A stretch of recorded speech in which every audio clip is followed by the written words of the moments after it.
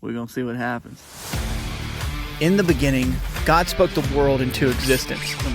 It was perfectly good and connected to Him. But sin broke that bond, cursing the earth and leaving us spiritually lifeless.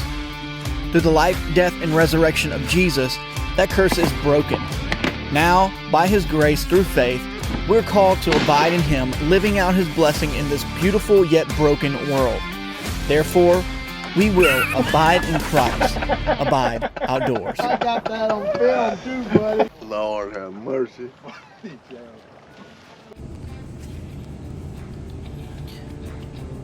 Alright, it is October 2nd, 2025, and I just pulled up to where I'm going to be hunting today. It's about 82 degrees right now, but we just had a little rain come through. Hopefully, this will cool it off and the deer will be moving. But I'm pretty familiar with this spot. My dad has access to a piece of private land not too far from here. He's been seeing about 5 or 6 deer almost every evening. He was there yesterday, and I just decided to watch him and let him come feed. And so I want to be about 300-400 yards away, and hopefully I can then ambush from the ground.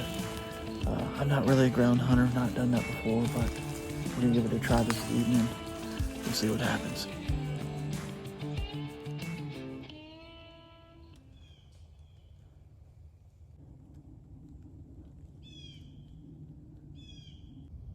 The heart of man plans his way, but the Lord establishes his steps. Proverbs 16:9. No matter what you're chasing in life, you are at the mercy of a sovereign God. Traffic jams, gym injuries, or a last-second wind shift that sends your scent straight to a deer's nose. They're blowing at me. Are all reminders that we don't run the show. We make plans. God determines outcomes. I was trying to get out of here. My wind shifted right to him. And plan number 1 was a fail. Well, good morning. It is October 3rd, 2025. And I am about to jump out here into some public land and get set up in a tree. Had a camera set up on this spot or near this spot for a good while. I love this spot. It's one of my favorite spots to hunt on public land. But there's been some coyotes in here kind of really messing up the traffic. So my hope would be that I could get a shot off on one of those. But even if I don't, there have been a couple bucks passing through here. So I'm gonna go dive off in these woods right here. Get set up in a tree. We're gonna see what happens.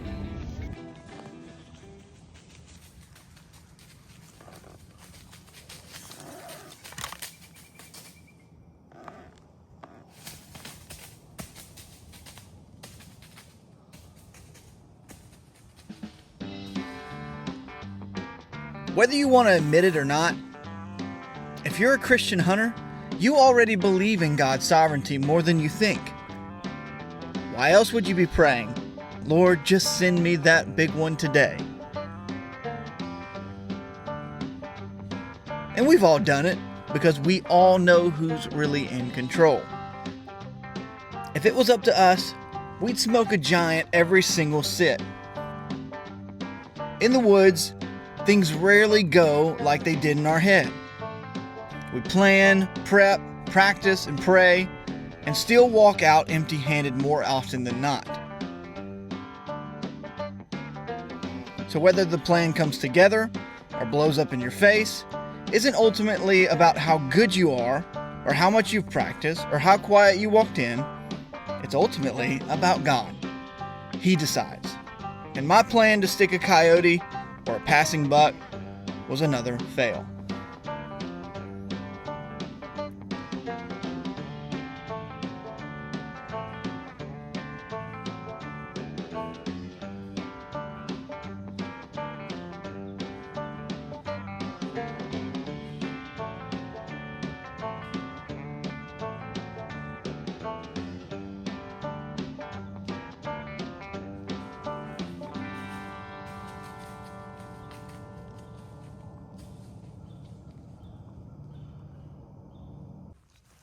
But it wasn't a total loss. On the walk out, I stumbled across a highly trafficked spot I will set up on at a later date. Alright, it is October 3rd, just after 3 o'clock, heading into an evening sit. It's again a meat hunt, so no big deer scouted, no big deer on camera, so we're just trying to fill the freezer right now. We'll see what happens. When I say God is sovereign, I mean it in the way that John Piper does. He says, quote, God is powerful and authoritative to the point of being able to override all other powers and authorities, end quote. God always gets the final say. But just because God is sovereign doesn't mean that we just sit on the porch swing and pray that deer show up in our backyard. Part of understanding God's sovereignty is recognizing that He's made the world to function in a particular way, and He upholds it as such. When we humble ourselves to understand His world in the way in which He upholds it, we typically do well. But even though I had scouted, crept in quietly, set up with a perfect wind, my plans still fell short, with 4 or 5 does surrounding me.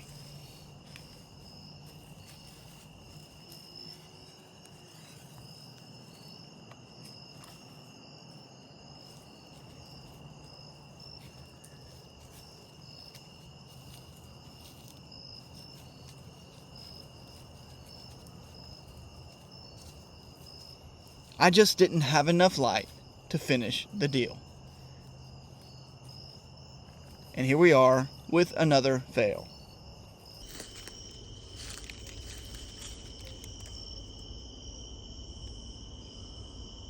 What are you doing?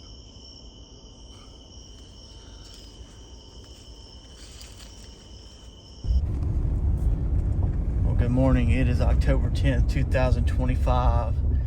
And I'm heading out to the public land to get another bow hunt in.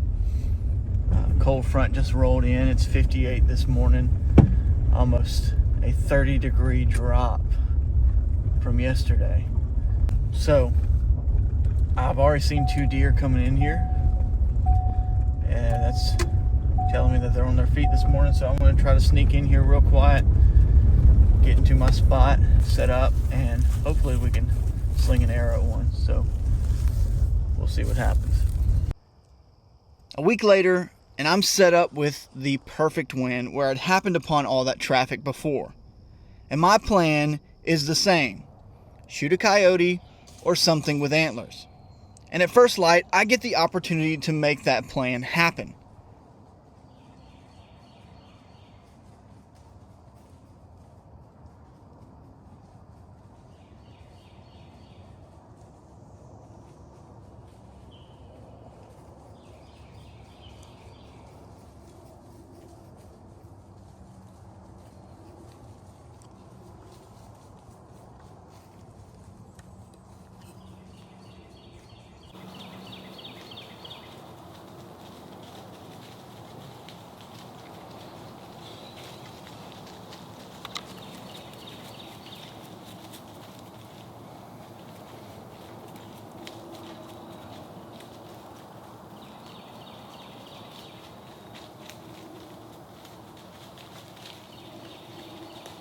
And again, there's just not enough light.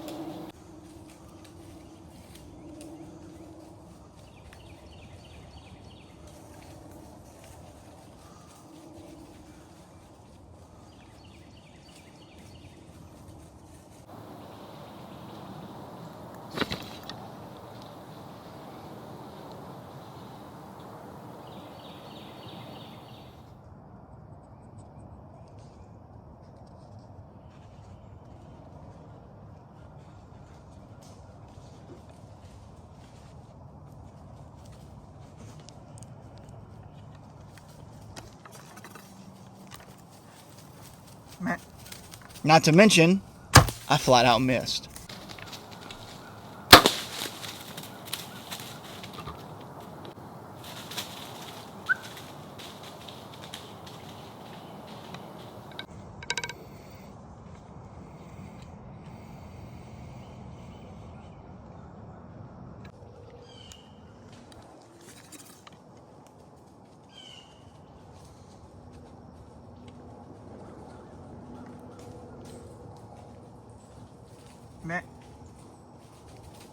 Man.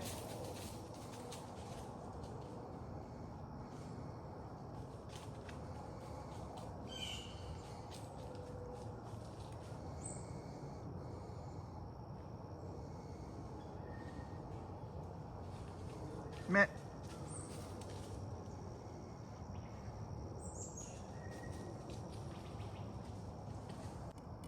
But grace abounds.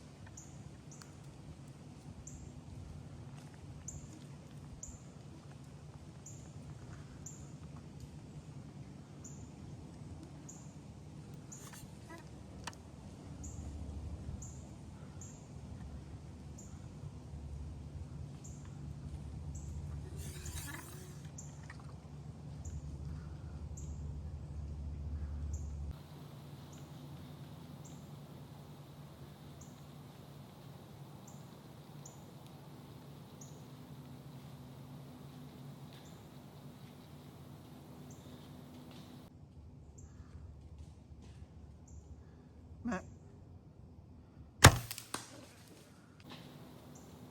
Matt.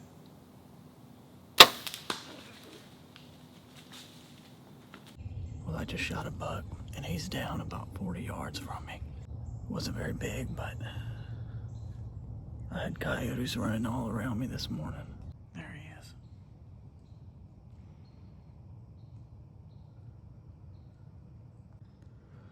I'm about to pack up, climb down, head over there. We'll see what we got.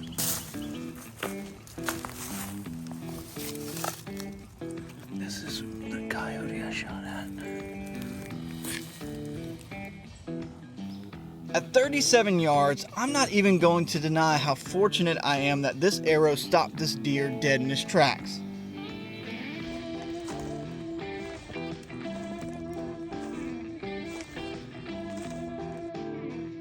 I made plans, I put in the hours, but all with the mind and strength and grace that God has given me.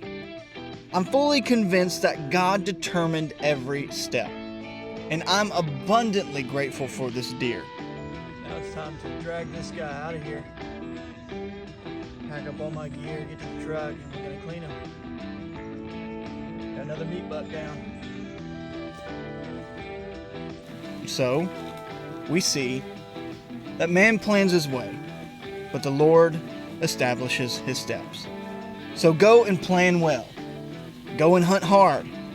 Go and take the shot. But never forget who's ultimately running the woods. All right, let's get out of these woods. As always, abide in Christ.